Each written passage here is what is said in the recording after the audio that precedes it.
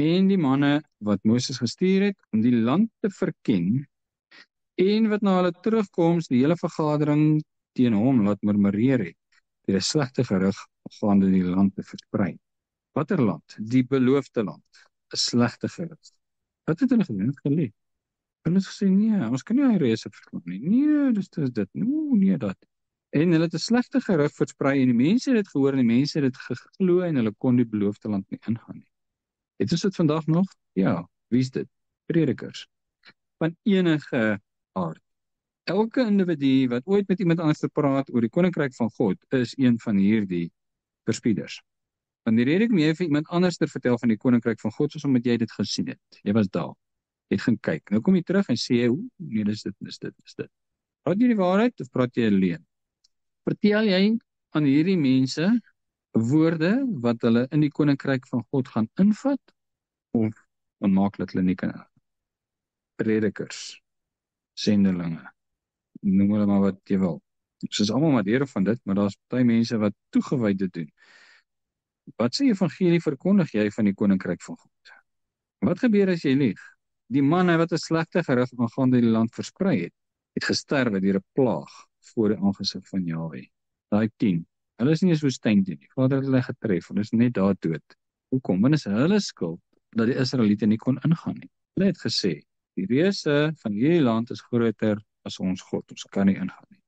38. Maar van die manne wat die land gaan verken het Joshua die seun van Nun en Caleb die seun van Jefun in die lewe gebly.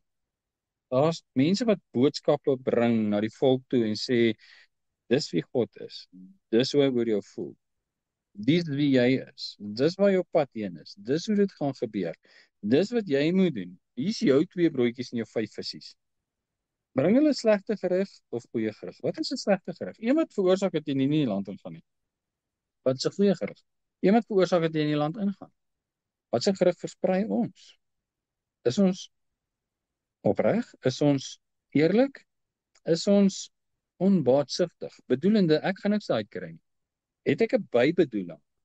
Of is ek 'n goeie spioen wat net gesien het wat die weg na saligheid is en dit gaan vertel vir die mense wat nog nie in die land was nie. Dis al. Daar's vir my geen voordeel daarin as iemand in die koninkryk van God ingaan met wie ek gepraat het nie. En dit mag nooit so wees nie. Baie organisasies ongelukkig maak lede vir hulle organisasie. En hulle sal regverdiging hê om te sê ja, maar dis so naby aan die afgrond. Wees opreg, wees 'n opregte spioen wat net gaan sê wat jy gesien het, sodat die persoon met wie jy kan praat ook in die koninkryk van God kan ingaan. Dis al. Daar's niks by dit nie. Jy mag niks anderster bysit as 'n bate vir jou nie. Want anderster gaan dit die boodskap beïnvloed. Yeshua het gesê as ons nog mense wil behaag, kan ons God nie behaag. As dit vir my belangrik is wie my hoor, en wat hulle van my dink, en wat die gevolge gaan wees, en wat hulle sê, kan ek God nie behaag nie. Yeshua het hom nie gesteer aan wat mense sê, en hy het God behaag, want hy het die evangelie van die koninkryk van God verkondig, sonder voorwaardes, sonder voorbehoud, en dit het baie mense baie kwaad gemaak, maar dit het nie vir hom saak gemaak. En met baie mense was hy kort af, want hy sien, hulle het 'n motief, en hy gaan dit nie toelaat nie. En baie van die disippels, dink aan Petrus, hy was 'n baie kwaai ou gewees, dink aan Paulus, en mense probeer hulle intrek, hulle onder hulle mag inkry. Daai een ou het gesê, kom ek gee vir jou geld, ek gee vir my hierdie mag om vir mense hande op te lê en hulle ontvang die Gees. En Petrus het hom so 'n koue skouer gegee, want hy het gesê, waarom is jy besig met die dinge van die mens, die dinge van God?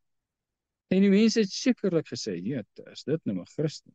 Petrus nou 'n Christen, kyk hoe tree hy op teen hom, so ongeskik. Wat het Petrus gedoen? Hy het geen aanleiding tot vals inligting, vals motief toegelaat nie. Hy het dit in die kiem gesmoor. En hy sê vir daai persoon, mag jy en jou geld staan vergaan.